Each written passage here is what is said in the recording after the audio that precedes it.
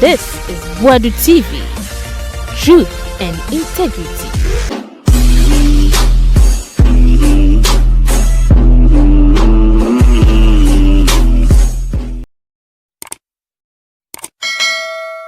Abusema munyina kwa ba Buadu TV so ni se first time awhwa ye bese no subscribe ma channel no na odun sasi eye bell no so se na be ya de bibia tompe won sabetimi aka wi a na wa share their call social media platform so o comment nso ehun ye pa na o like na hun na yentinsi mai manfa ni nche mo Paul Adom Otchere na kache kakra wa titi bi edema Manasseh Azuri e wono ye centronia wa tro book tin kese mu nsem bebre dia ba bonten a ba kwa ndidi makotine se mashibja for je bribe wo hu na wacho bi de fa MPP hu e ba bi ka ba omiane napo na wono kuri ya so ko napo ho se ko present book ni bi de ama napo ene Dr. Alhaji Mahmoud Bawumia e ma napo eje book no na Paul Adom Otchere kese Manasseh oye actor papa wa chiro nsem boni nsemfo se bi de afa nipa no wasan so akwa present book ni de ama no na woni ne te wona mosre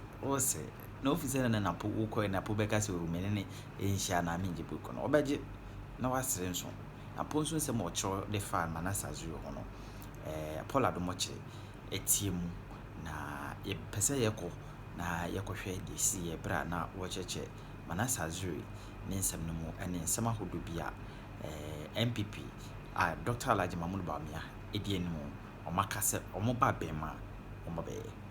Last Tuesday I talked about Manasseh Azuri's book, and I was critical of his concerns about Parliament and what he said about Parliament, and I was also very critical of what he said about Jenano Pokwajiman being preferred by him to Napo.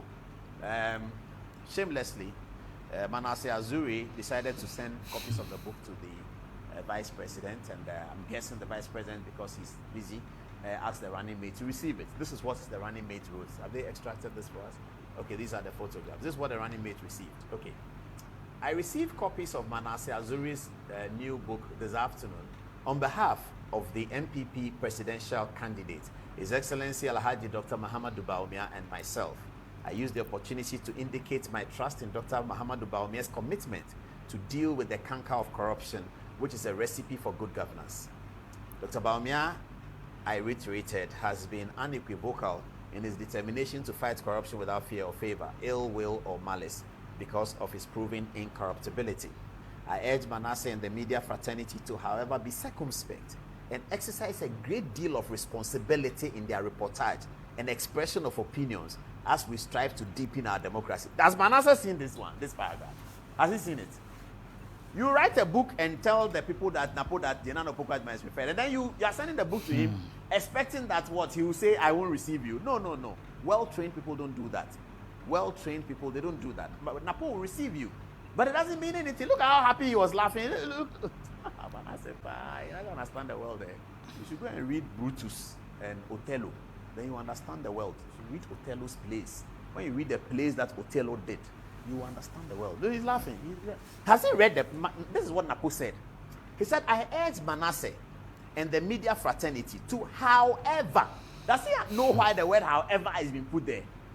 To, however, be circumspect and exercise a great deal of responsibility. You don't, as a journalist, come and say that Parliament people took bribe. Tomorrow, the Parliament will be looking for funding. They won't give it to them. Dr. Mensah Bonsu, have you seen that? The Parliament that you have spent all your life working and to help the credibility of the Parliament, from Justice D.F. Annan to Peter Ajete to Bejina Sechi Hughes to Doa Jao, Mensah, you have been there. Today, Manasseh is seeking to explode all of that by writing a book and saying that he has been told that parliamentarians take bribe to pass ministers at the appointments committee hearings. That's what he's saying, denigrating the Parliament of Ghana so that he be made better. This is what Napo is saying to him, that you should have circumspect and exercise a great deal of responsibility in your reportage and the expression of your opinions, because we are striving to deepen our democracy. That's what Napo told him. That's what Napo didn't tell him. He was shaking hands with him, and he put this out on social media. This is written by Napo himself or produced by him. So this is very important. When as journalists you're talking or you think, that is why in some countries they don't allow every person to be a journalist. In many countries. Here in Ghana, as they say, you want to be a doctor, you have to get A in biology. You want to be a lawyer, you have to get A in literature. You want to be a journalist, go for a diploma. That's what they did to us. That's what the Obroni did to us. Go to his country. You want to be a journalist, you must come from Oxford. If you like, right now, any CNN journalist you know, Anderson Cooper, Google them. You see Harvard JD. That is one of the highest qualifications in American academia. Harvard JD is one of the highest qualifications in America. Every CNN journalist is Harvard JD. Google it right now and tell me who it's done. Abby Phillips, Anderson Cooper, whoever you can mention. Harvard JD, Harvard JD, Harvard JD. Go to BBC. You will see political science, philosophy, and economics, PPE. You see Oxford PPE, Cambridge languages. That's where they take their journalists from. They take their journalists from the highest possible qualification of the land. Because journalism is more important than medicine. Because medicine administers to an individual. Journalism shapes opinion. And so you can't leave that. But why did a white man do that to us? He left our country and said, you want to be a doctor, get A. You want to be this, get A. But as for journalism, go and do diploma. The first journalists in Ghana were some of the highest qualified people. Kwame Nkrumah, Dr. Dankwa, William Oforiatta, they were writing newspapers. And that's how we were able to win independence for us. After that, Nkrumah too continued. Journalists who come from diploma. Why are you putting the journalist at diploma and the doctor at A and the lawyer at A and the engineer at A? You think journalism is not important? That's the photograph of our country. The photograph of our country. Now, I'm not talking even about too much about myself. But the other day I had a meeting with the British High Commissioner. This was 2012 election. And I told him that I'm the only one who has covered election 2000 and is still around covering elections. Every other person has left the journalism. The people I started journalism with, zero. They are not here. They've gone to bank. They've gone abroad. They've gone to do PhDs and they are teaching somewhere. But why? I'm here because I'm a mobrower. I don't have anywhere to go. As a mobrower, I don't have anywhere to go. So I've remained in the job. And I have striven hard to attain one of the highest qualifications that we can ever get in my mobrower situation. But we have to change that thinking in our society and our community. That going forward, before somebody is accepted as a journalist, he must be able to be qualified to be a doctor. He must be able to be qualified to be a lawyer. He must qualify to be an engineer. It is only then that we can accept him as a journalist. GBC used to do that. GBC used to do that. Tommy Ananforsen told me that he worked at GBC for about 4 years before he went on air. He was going to work every day that he worked at GBC. Says, Francis Olafa said that, but you work at GBC, we never hear you. Then one day they had Tommy Ananforsen. They said, wow, he had gone through 4 years of training. He had gone through the hands of Charlie Sam. He had gone through the hands of all the guys there. He had gone through the hands of Kalajiman Banaman before he became a journalist on GBC radio. Go and ask Godwin Avenobo. I mean, why are we doing this to ourselves? We just think anybody can become a journalist? We should check that. But if we don't want to check that, no problem. As for me, when I say it, no problem. I just succumb to the majority. If the majority think we shouldn't check that, oh, no problem. Let's go ahead. It will come round to bite us. It will come round. That's what we are suffering today. Look at why must a presidential candidate say this? That journalists must be circumspect about their opinion or reportage. He says, I look forward to quickly reading the book and acquainting myself with the content therein. Our doors remain open for open and frank discussions on every subject matter that seeks to move our nation forward. And that's how the story ended. Manasseh, you should be ashamed of yourself. You are smiling and holding the man's hand and they're giving him your book. I hope that he didn't buy the books. I hope he took it for free. He didn't buy it. We bought it. Come and autograph it. You go and write that on education. You prefer Jena no Poko Ajiman to Napo because of politics. Then you go to Napo's office and shake his hand. Look at him. Look at him. You go to Napo's office and shake his hand. You think he's going to say that he won't shake your hand so that you go and say that he's arrogant. He will never do that. He will shake your hand and collect the book. But he will tell you philosophically that you have not been very sensible. That's what he meant there. That, however, we should be circumspect. He said he hasn't read the book. But you see what he wrote, that we should be circumspect in expressing our opinions because we are building a democracy. That's what he was telling you. It's you he's talking to. It's not me. It's not anybody else. It's you he's talking to. That's your delusions of self-grandeur and wanting to be bigger than anything, so you denigrate the parliament so that you are big. That's the character that he's assessing. Shameful. Look at it. You can say this about a man and go and sit in front of you and be smiling. And the thing you said is not even true. If the thing you said is true, no problem.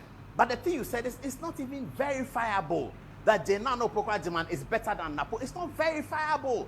Who can say that? This shoddy work Jenano Pokwajiman did at education, completely shoddy work like that the Ghanaians cast a verdict on in 2016 in that manner? Did Ghanaians cast a verdict on Napo in that manner? In fact, in 2020's election, and I always go back to Franklin Kujo, days to the election, he put up his Facebook post, days to the election, and he said, at the end of the day, the 500,000 votes of free SHS will matter. That's how he ended it. Everybody was checking who's going to win. They say, Okada people, John Mahama is getting 200,000 votes from Okada. Franklin Kujo wrote, at the end of the day, those 500,000 votes from free SHS will matter. The difference between the candidates, 500,000. So Ghanaians cast a positive verdict on Napo's education record. Ghanaians cast a negative verdict on Jenano Pokwajiman's record. Because of politics and hatred, Manasseh was able to say that Jenano Pokwajiman is better than Napo. Then he goes to sit in Napo's office and hopes that Napo will say something. Hey, he's arrogant. When I went to his office, he didn't even shake me. No, he's smarter than that. He's wiser than you. All he will say is what he said. Next time, be circumspect. They say in a can, Obanyansa 4. Continue. Anyway, so that's the end of our story. When I see Manasseh happy in a post company, I admire him so much. Manasseh is such a great actor. You know, I love the guy. He's such a great actor. You can hate somebody in your heart and go, look at you. Look. Manasseh, you have to teach me acting. I love that. Look at how he's smiling. You hate the man. Look at how he's doing it nice. I think he's a great actor. I think Manasseh is super. He's really good. He must teach us how to do these things. From Baham, sorry.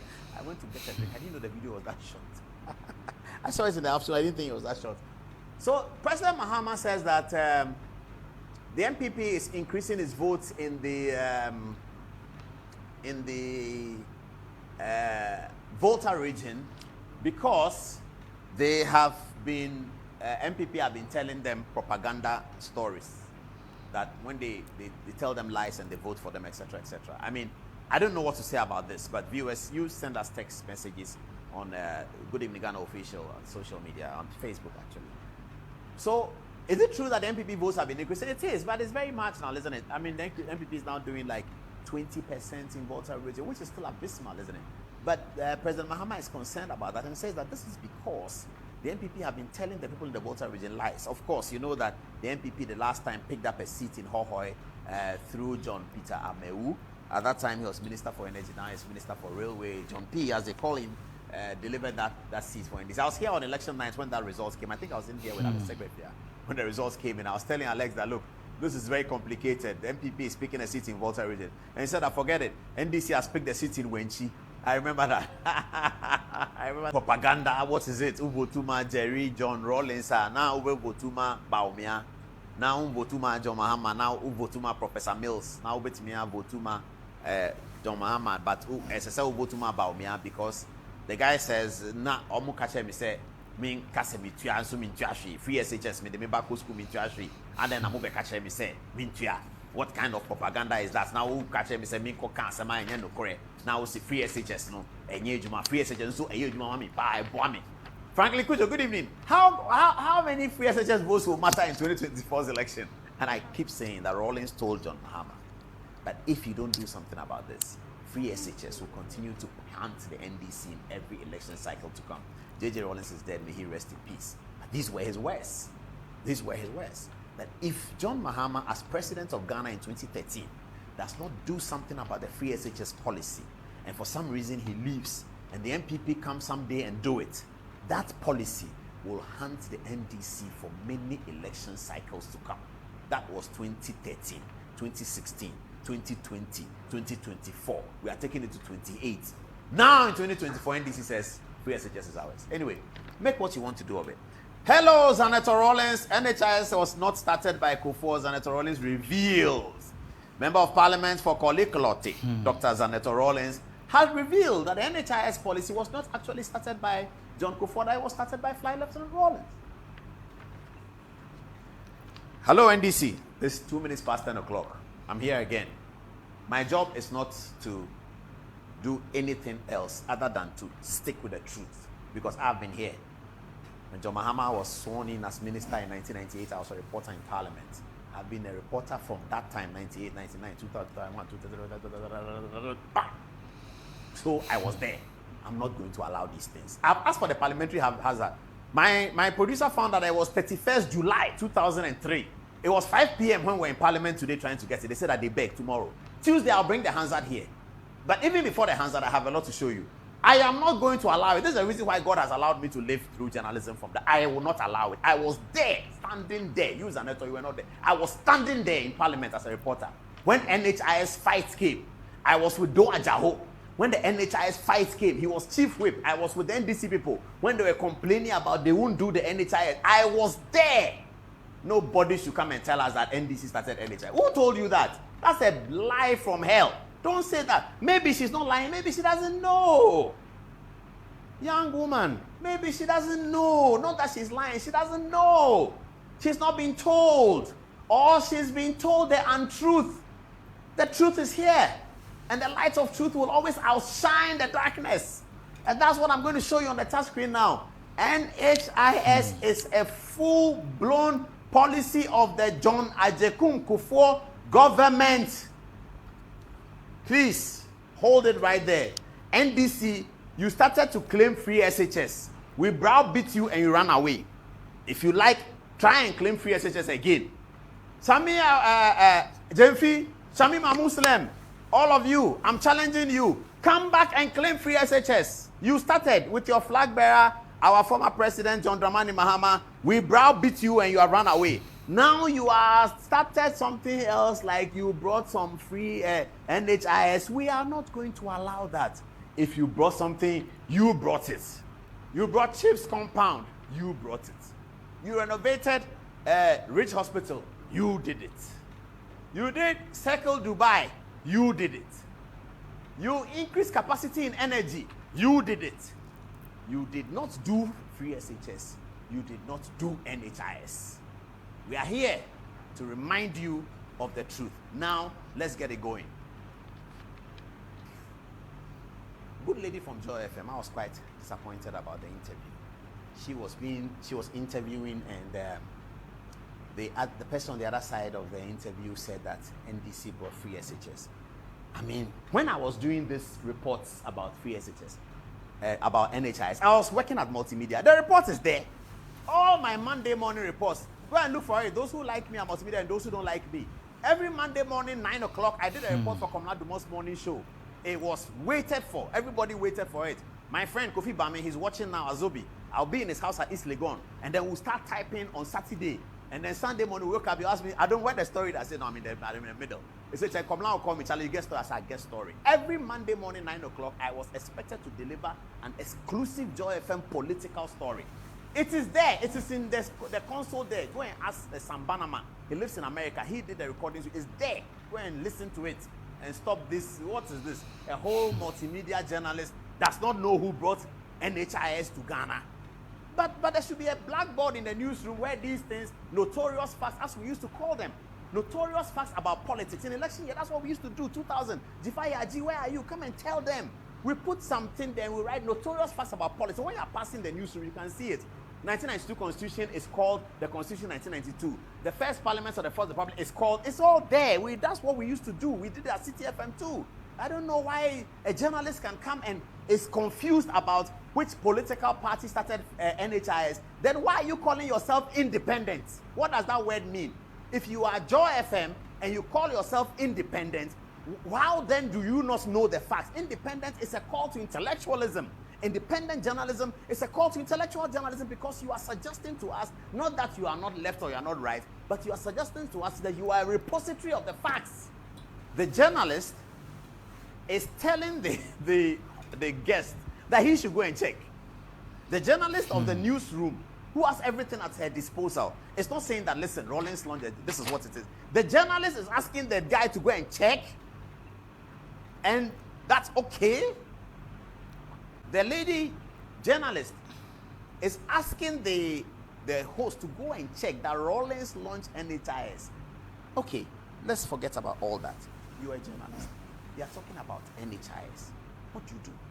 What is NHIS? National Health Insurance. What is the policy formulation that guides it? Then we check whether there's something in Parliament, whether there's nothing in Parliament. So if Rawlings had launched it, was it then relaunched in 2003? Which Ghanaian remembers before 2003 that there was NHIS? How many seasons have we not heard John Kufuor's administration campaign that they launched NHIS? 2003, 2004, 5, 6, 7, 8 in the election year. Akufo Addo campaigned on it, that the MPP party under John Ajekun Kufuor launched the NHIS. Professor Mills campaigned and said that they were going to make NHIS a single premium. This lady in the studio is unaware of all of that and feeds into this propaganda that Rawlings launched, and therefore it belongs to NDC. And we still think it's okay, journalism is fine, yeah, it's okay, it's fine. No.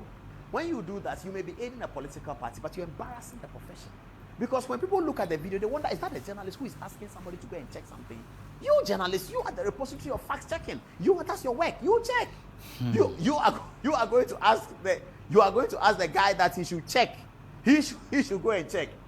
Where were they at all? Okay, let's get to the touch screen. Is NHIS an NDC policy? Question mark. Let's get it on. This is our research. The idea of starting a health insurance scheme was raised at a meeting at the Catholic Church Hospital Administration in Sunyani in 1989. This is before the 1992 Constitution, by the Catholic Church. They were thinking about it, Catholic Church.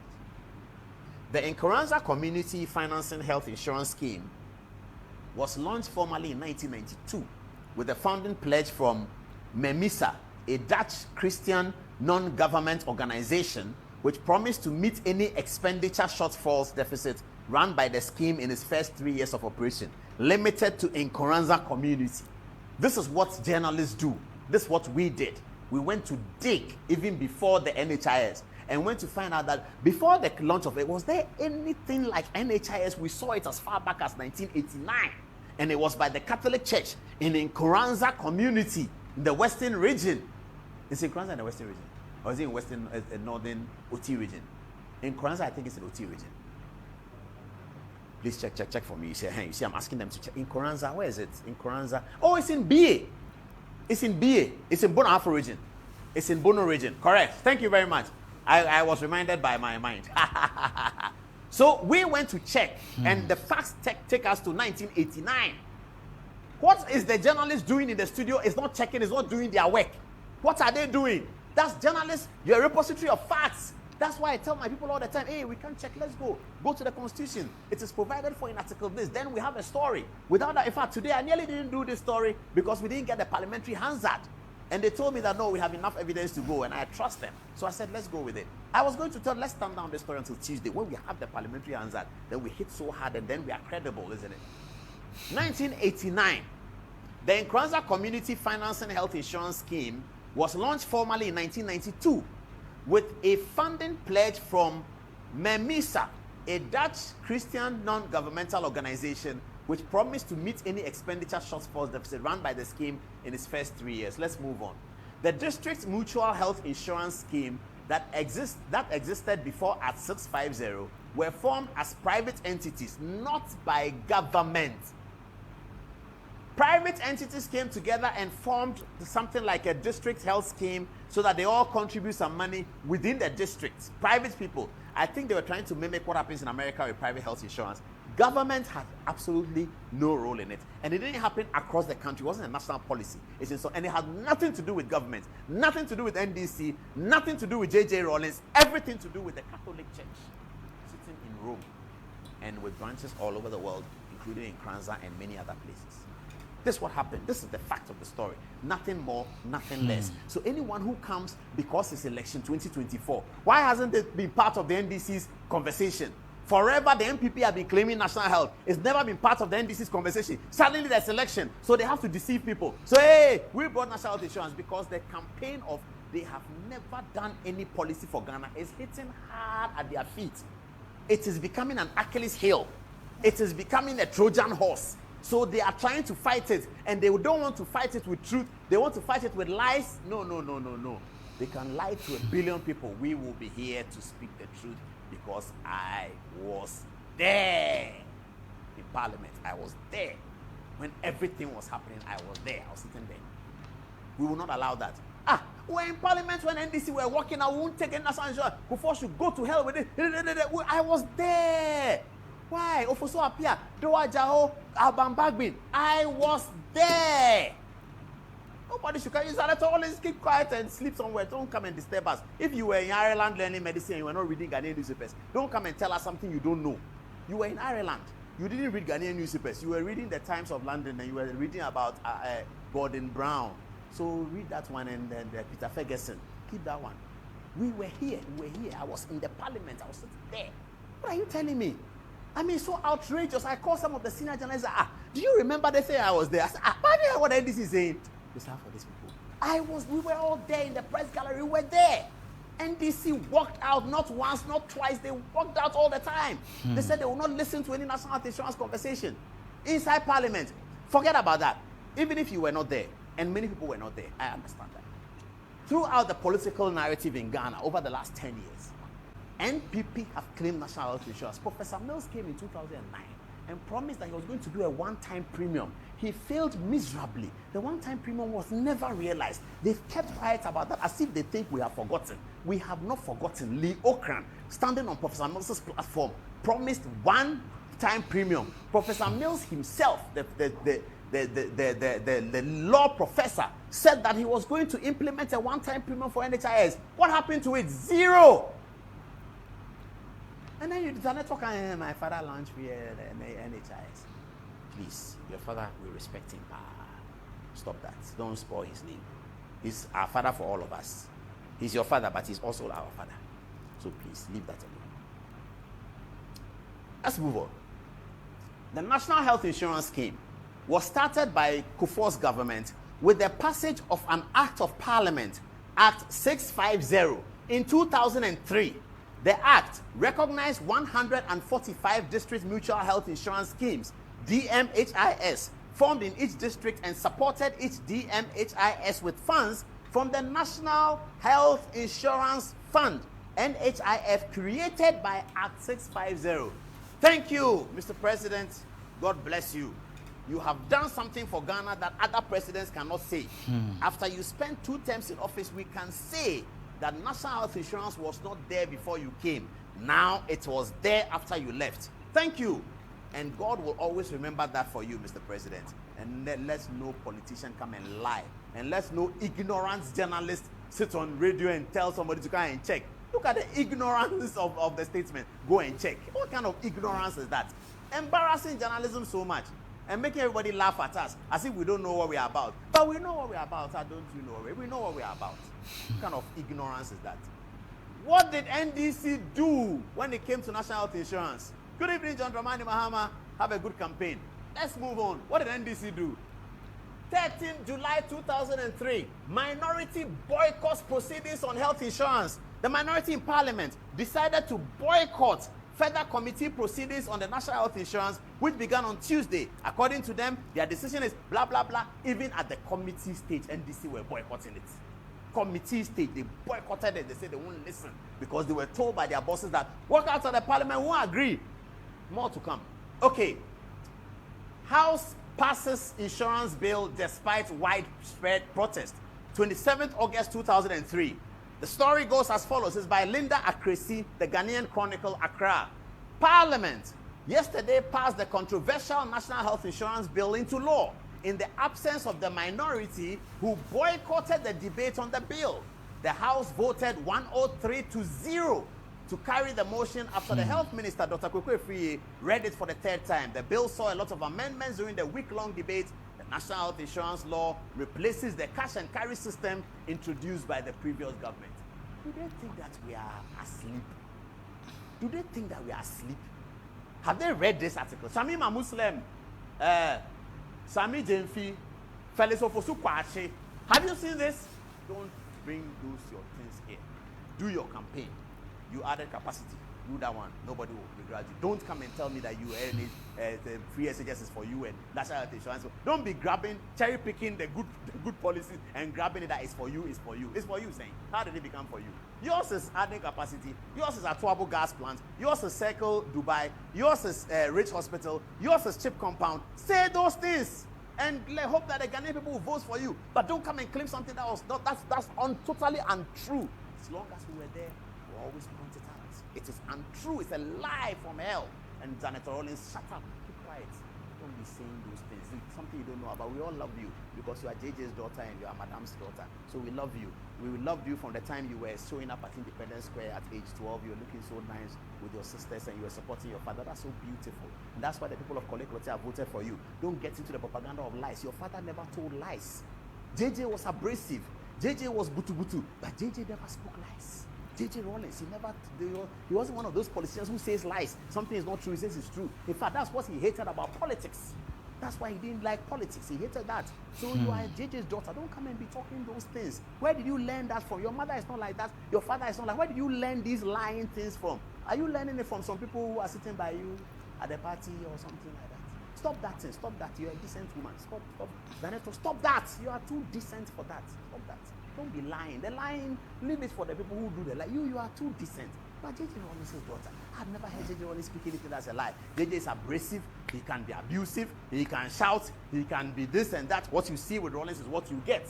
That's all. You know, the other day, he was fighting with me. He said, hey, this small boy, everything he said is true. I'm a small boy to me. Far small. Or so he can't pastor said, it's okay. But JJ will not say something that's untrue. He doesn't do that. And you, Zaneto, you can't say, even JJ Rawlings is here today, JJ will not say that he launched national health insurance. He won't say that. The distinguished lawyer Sapon here, he leads the RTI Right to Information Commission of the Republic of Ghana. He's the commissioner. Is that the executive secretary? Executive secretary of the Right to Information Bill. Okay. So what are we celebrating at this time? I think that it's been almost 4 years of the implementation of the right to information in Ghana since the passage of the law in 2019, and the world marks the universal access to information, which is part of the UN universal rights of every human being. Every year on the 28th of September across the world. This time around, UNESCO that leads this exercise is partnering with the Ministry of Information and the Right to Information Commission to host it here in Ghana on the 1st and 2nd of October 2024. Last year, the year before it was held in Azerbaijan. Last year was held in Oxford. We are hosting it. So other Right to Information commissions are coming to Ghana. To be here in Ghana, yes. And I think that it speaks volumes that Ghana, we just got onto this implementation quite recently, but we have made some strides, and that is why Ghana has been selected to host this year's IDUI, which is the International Day for Universal Access to Information. International Day for Universal Access to Information. Yes. Okay, how does the Commission ensure the implementation of Act 989 in Ghana? What is your role? So the Commission basically is a regulator with the objectives of promoting, protecting, monitoring and enforcing the right of access to information. So these are the four main objectives of the Commission. We ensure that the right of access that the Constitution provides in Article 21, Paragraph 1F is actually implemented to the core. Every citizen in Ghana has a right of access to information, and it is created by the... So it's not just journalists? It's not just journalists. Any citizen? Any citizen. And indeed, it's including a government worker? It goes beyond citizens of Ghana. If you come out, or if you come into this country and you are a person, you are entitled to have access to every information. But is it about government institutions only? Can somebody write to Metro TV and say, I want to know X, Y, Z? It's about public institutions and private institutions that offer a public function and receives public resources. What is public resources in that context? So taxpayers' money. Taxpayers' money in whatever form, or the fact that you are working, your doors are open to the public. For instance, if you're a bank you're open to the service of, to the public, and therefore we can question what you do that affects the public. So if you like, so can you question a bank on why did the board make this person managing director? You want to know the board decision that went into selecting a managing director, or is limited to something that has to do with public? Why are your checkbooks black? So if it has to do with the private functioning of a bank, we may not have that right of access to that information. But when it comes to functions of the bank that affects the public, then we can question. Why do you close your banking hall at 2 o'clock? If the citizen is interested in knowing that, you can ask the question. Can a if public the bank has servant no also trouble in answering that, why not? Can a public servant ask for information? Yes. So can a soldier of the rank of sergeant ask something about what is happening in the Chief of Defense Staff office? And he's Sure. entitled to be told. If he's entitled to be told under the law, and there's no exemption in that regard, he'll be told. No, is he required by his role as a soldier under command not to be able to access his rights under the Constitution for information about the military? So there's no restriction on whichever agency in Ghana, for instance. So you cannot say because I'm national security and therefore the law does not cover my institution. This law covers every institution, including the presidency, national security, the military, and every agency.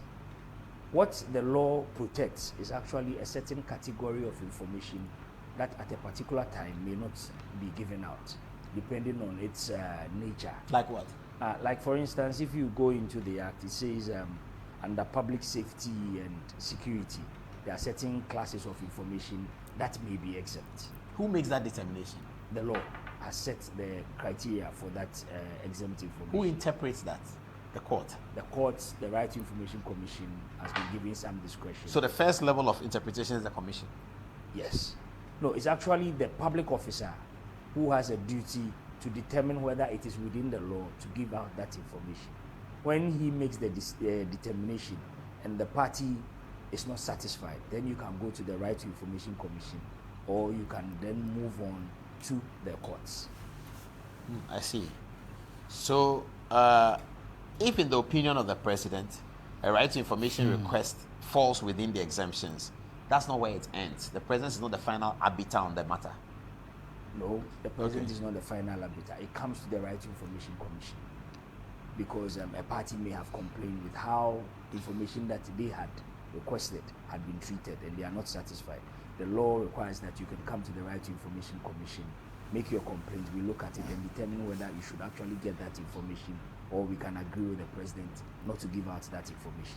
So how does the process work? Do individuals apply directly to the institution, or they apply to the commission for the commission to tell the institution that Mr. So-and-so is looking for this information, can you give it to them? How does it work? So every public institution is required to have an information officer who is the facilitator of access to information. When you require information, you apply at the particular institution you deem to have the information you are looking for. So If they don't have an information officer? No, you don't. So the law makes provision for a designated officer To receive these things. to do this, even if you don't have an information officer. And it's not an excuse to say I do not have an information officer and therefore I'm not able to give out the law. In fact, I'm hopeful that by the end of this year, the regulations to the Act should be out. We have engaged with Parliament and it gives more details. Oh, we are not doing the regulations. Yes. So the law is quite comprehensive. Okay. The regulations are to add to some little processes that can help, iron out some of the, gray areas that the law usually will not make provision for. And that's what we have progressed so much on. Very hopeful that this Parliament will be able to pass it as soon as possible. 3 months of the Parliament's life left. You only need 21 days to lay.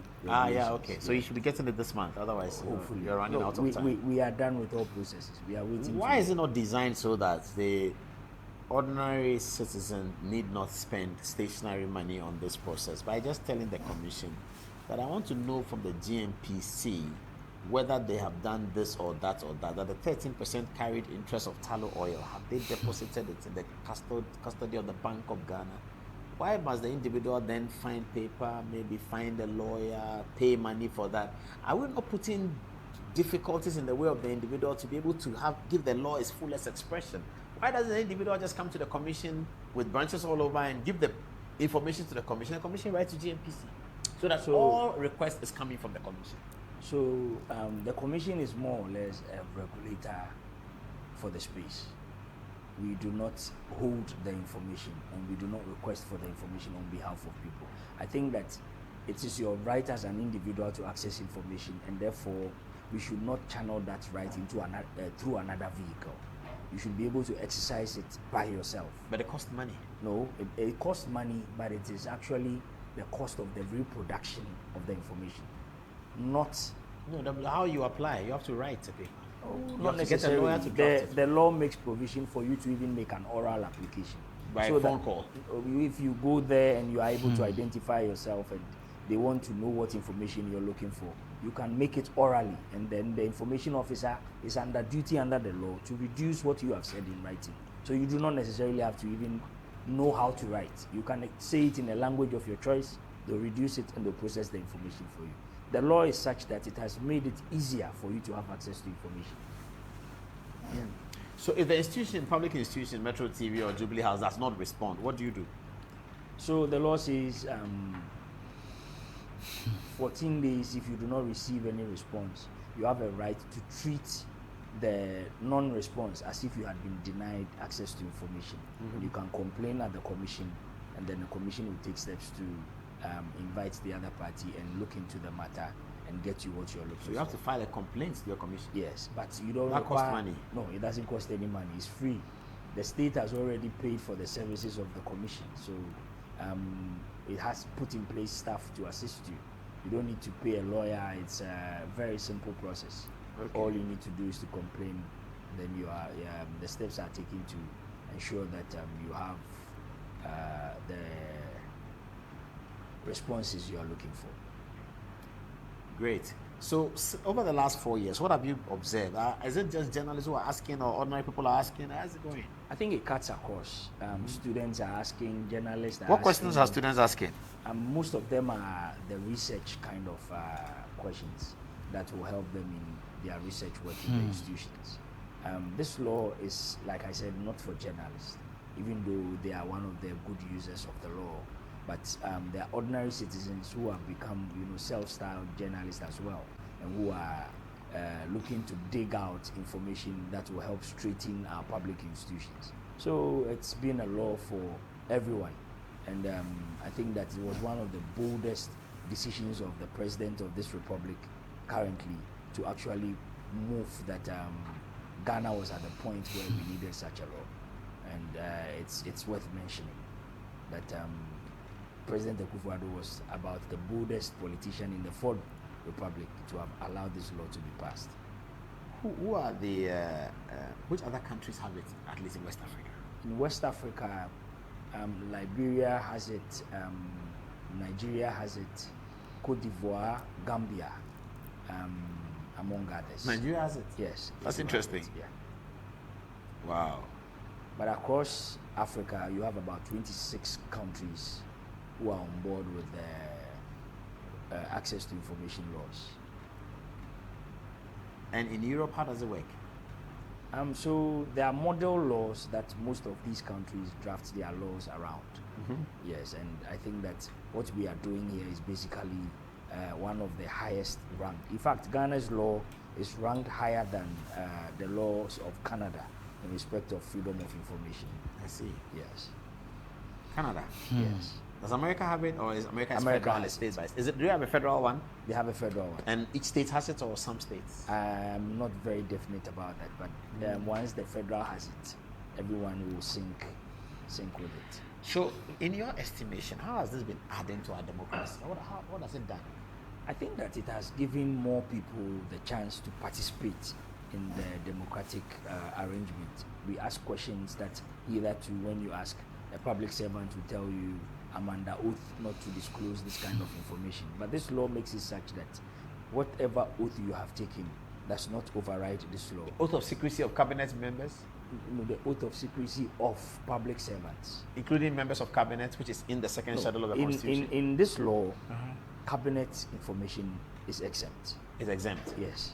So what is cabinet information? Is it any information that comes to my disposal as a member of cabinet minister, properly so called? So if, or is it when I go for cabinet meetings that the conversations at the meetings are exempt? Because if I'm minister of X and you call me and say, I say, oh, it's cabinet information. Okay, so with your kind permission, if Yes, I please. may read Yes, please. from the law. Yeah. It says information relating to cabinet is one of the categories. That's the heading. This is section 6 of the Right to Information Act, Act 989, 2019. Information is exempt from disclosure where information A is prepared for submission to cabinet or submitted to cabinet for the consideration, or B is at cabinet, not published or released to the public, and C contains matters the disclosure of which would reveal information concerning opinion, advice, deliberation, recommendation, minutes, or consultation made and is likely to 1. Prejudice the effective formulation or development of government policy. 2. Frustrate the success of a policy by premature disclosure of that policy. 3. Undermine the deliberative process in cabinet, or 4. Prejudice national security. Then 2. Information which contains factual or statistical data is not exempt information when it comes to cabinet. If it's a matter of record or statistics, it is not exempt information. Cabinet may establish or grant access to information that is otherwise exempt under this section. And 4, for the purpose of this section, cabinet includes a committee or subcommittee of cabinet. That's very wide Yes. and broad. But it is the same across the world, because of course every state has information that you must not. So that if you go to a minister and you want that information, so that this is information has gone to cabinet, it's exempt. That's it, it's exempt. No, so I think that the law gives a certain wide consideration to say that the policy may have been presented to cabinet and is likely to affect the implementation of the policy if it is disclosed. Yes, but that's if you are that's dissatisfied, the discretion of the minister. yes, but if you are dissatisfied, that is why there's a procedure for review, that you bring it to the commission, which has a board that will look at that decision of the minister and determine whether it is within the right to say so.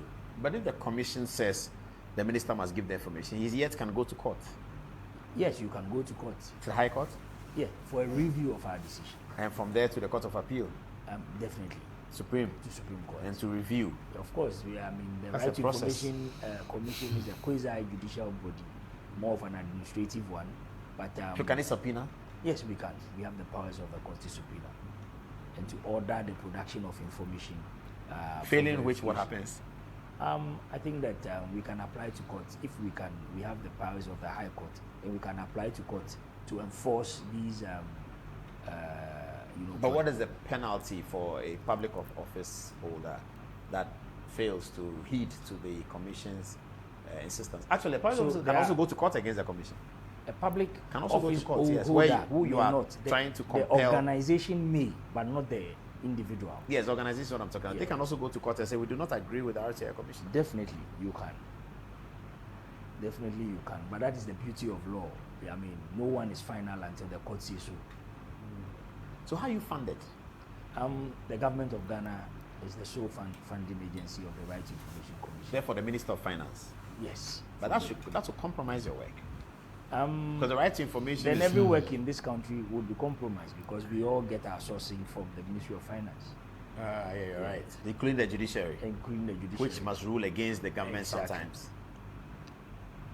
But you are smaller than the judiciary and younger. Definitely. So you can be bullied. I mean, we have apostles like you around who fight for the rights of institutions that help the cause of democracy. It's very, very important. Let me Yes. see what people are thinking about our conversation at 1 minute to the top of the hour at 11 o'clock. Anziba, what are people saying? What questions do they want to ask the commissioner? Thank you very much, Paul. From Akwesi Echampon, he says, can an individual ask for information from radio and TV stations since they are using frequencies granted by the state? Isaac Addo is saying, please, Paul, you are not telling us anything about your RTI bill to the OSP. Please update us on it. And lastly, from Nixon, he says, please, Apostle Paul, please ask him about your request to the OSP office which hasn't been granted as at now. Nixon still thinks that, no, please hold. Yes, Gastiman says the bill actually is just paperwork and it won't work anyway. In any case, what are the procedures for acquiring these information as has been stated by him? Ella. Right, so this one is from Bawa, and this one's from Bawa. He says, "Good evening, Paul.